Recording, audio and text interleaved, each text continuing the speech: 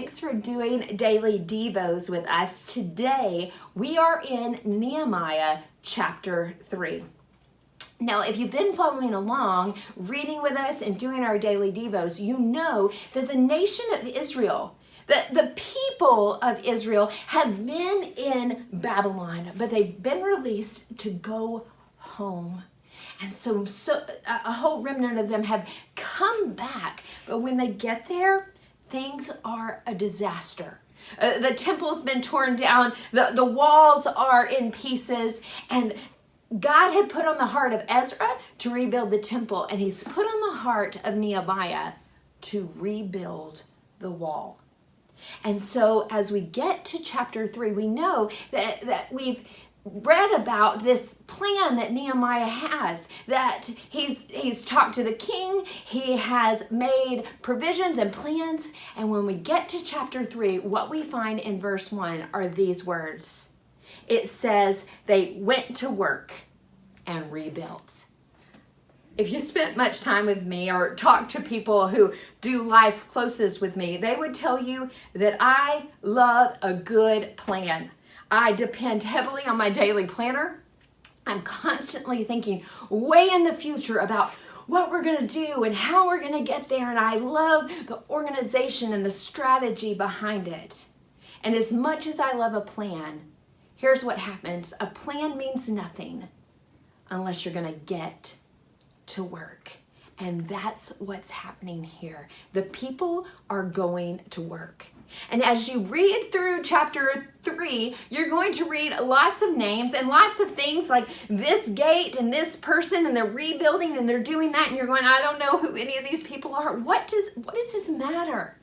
Well, it mattered a lot. First of all, because it was representative of how they did life. They knew all of these places and how it fit with their culture. But what we also see is individual names listed of who was rebuilding what. You're like, I don't know these people. What does this matter? Well, I think for most of us, we can remember the time when Hurricane Katrina came and it devastated the coast.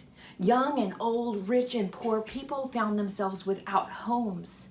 But what we also found was people coming from all over the nation. Mike from Seattle, Carol from Omaha, Nebraska, Joanne from Albany, New York, and they came together to rebuild.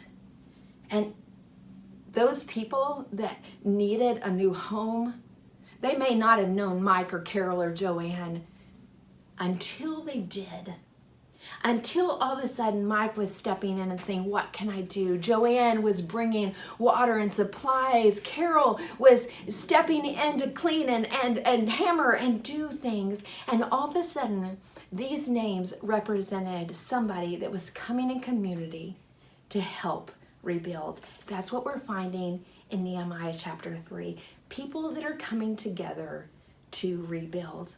Now for us, the same can be said for us. God has given us an assignment to build his kingdom. And sometimes we think, well, what I do doesn't matter because this person, everybody else is doing something. It doesn't matter if I don't do anything, but it does.